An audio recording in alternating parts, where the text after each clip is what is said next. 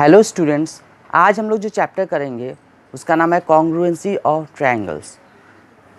अब congruent triangles क्या होता है? कॉन्ग्रुएंट ट्रायंगल्स वो ट्रायंगल्स होता है जिसका सारा कॉरेस्पॉन्डिंग साइड्स और सारा कॉरेस्पॉन्डिंग एंगल्स इक्वल होता है। जैसे स्टार्ट करते हैं chapter.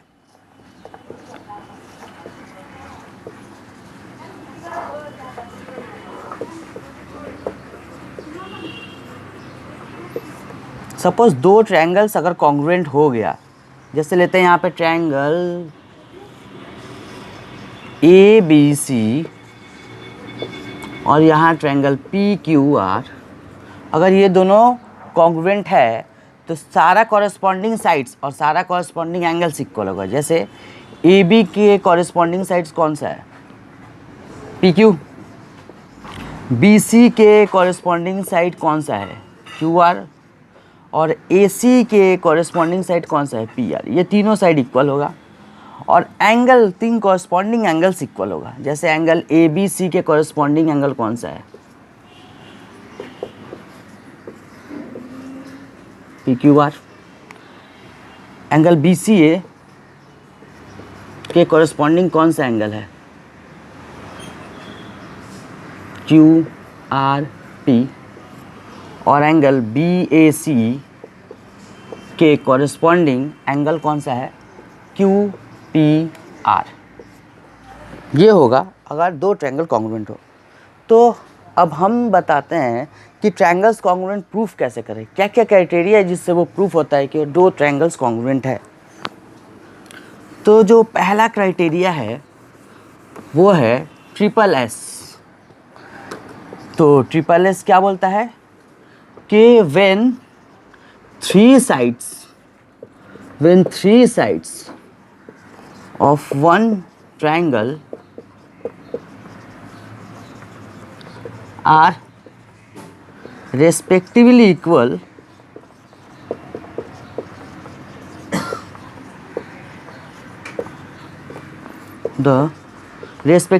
to the three sides of other triangle,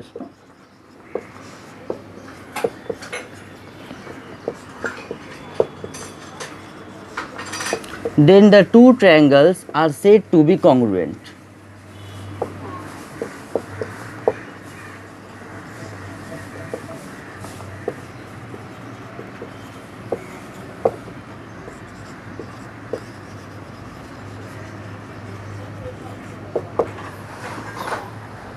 तो ट्रिपल एस में क्या होगा? सपोज हम यहाँ पे एक ट्रायंगल लिए, इसको मिटा के हम करते हैं।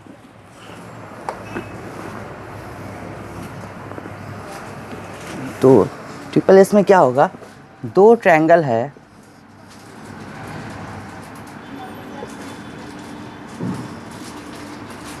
एक ए बी सी और एक पी क्यू आर।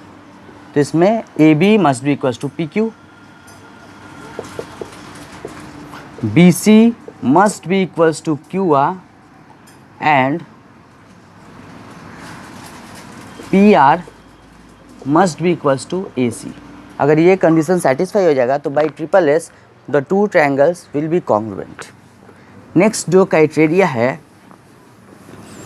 पहले हम सारा क्राइटेरिया यहाँ लिख देते हैं। पहला है ट्रिपल एस, दूसरा है एस एस, तीसरा है ए एस ए और चौथा है आर एच एस। तो ट्रिपल एस तो हो गया। अब एस एस क्या होता है? एस एस में क्या होता है? दो ट्रायंगल अगर हम देते हैं,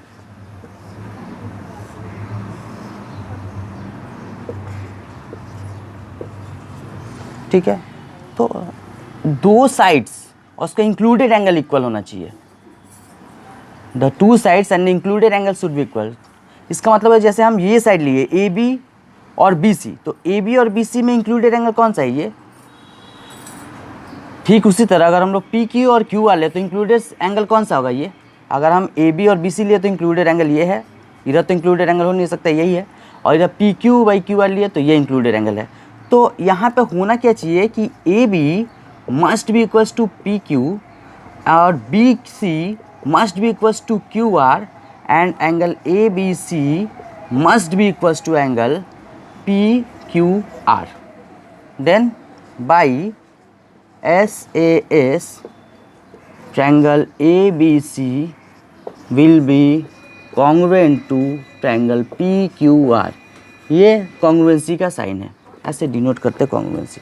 इसको हम एक बार लिख देते हैं कि if two sides and the included angle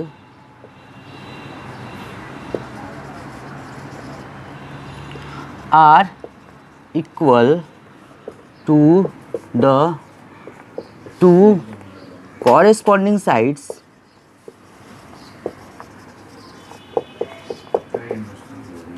and the included angle,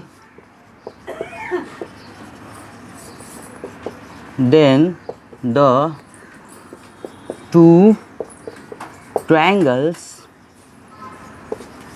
are said to be congruent।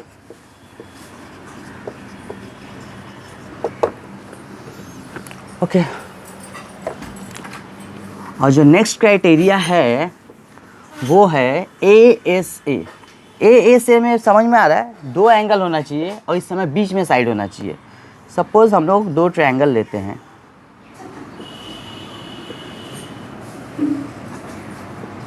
Naming करते हैं इसका ABC और यहाँ XYZ।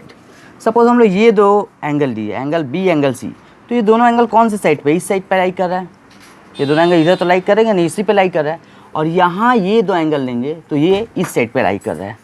तो इस केस में if angle ABC is equal to the corresponding angle कौन सा है, XYZ, and angle ACB is equal to the another corresponding angle that is XZY, and included है क्या है, BC must be equals to YZ। अगर ऐसा हो गया तो देन उसको बाद लिखेंगे by ASA triangle ABC will be congruent to triangle XYZ। अब एक बार इसको भी हम लिख लेते हैं कि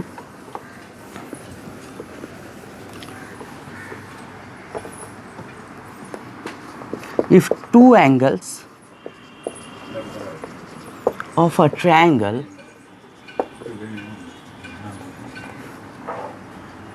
and the included side are respectively equal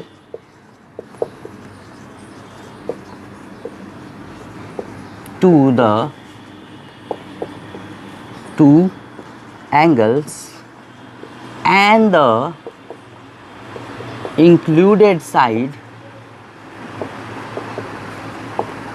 then the two triangles are said to be congruent।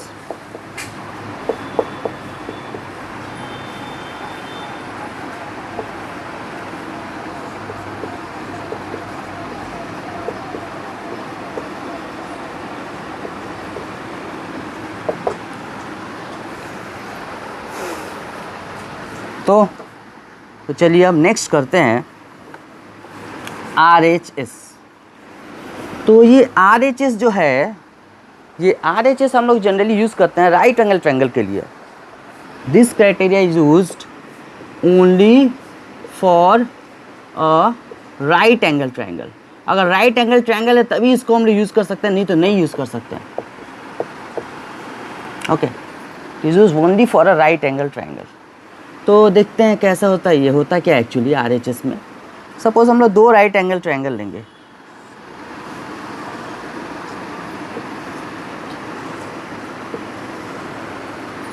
Suppose इसका नाम है PQR और इसका नाम XYZ। तो राइट एंगल ट्रायंगल में हमेशा होता क्या है, एक एंगल 90 डिग्री रहता है, तो ये 90 डिग्री होएगा दोनों में। फर्स्ट क्राइटेरिया क्या, R means right angle triangle होना चाहिए। दूसरा क्या, हाइपोटेन्यूस। तो व्हाट इज हाइपोटेन्यूस, 90 डिग्री के जस्ट ऑपोजिट वाला साइड, जो सबसे बड़ा साइड होता है यही होता है हाइपोटेन्यूस। मतलब यहाँ पे PR क्या है, हाइपोटेन्यूस। और यहाँ 90 का ऑपोजिट कौन सा साइन है, एक्स जेड। तो यहाँ पे ये क्या हो गया, हाइपोटेन्यूज। ओके, सो एक हाइपोटेन्यूज इक्वल होना चाहिए, राइट एंगल होना चाहिए, हाइपोटेन्यूज इक्वल होना चाहिए। और अगर हम हाइपोटेन्यूज इक्वल कर दिए तो दो साइड बचा, एक परपेंडिकुलर और एक बेस। सो इस परपेंडिकुलर और बेस में से कोई भी एक साइड ले लेते हैं। सपोज हम ये ले लिए P R equals to X Y. तो ये अगर हम P R equals to X Y मतलब हम क्या लिए, angle P Q R equals to angle X Y Z equals to 90 degree ले लिए पहले हम, पहला क्राइटेरिया। दूसरा हाइपोटेन्यूज को हम इक्वल ले लिया, मतलब P R equals to X Z ले लिया हम। ओके, और तीसरा क्राइटेरिया जो भी है वो हम क्या लिए हैं कि P Q is equals to X Y. तब लिखेंगे हम लोग then by R H S triangle P Q R must be congruent to triangle X Y Z. ठीक है, तो ये था congruency. Thanks for watching the video.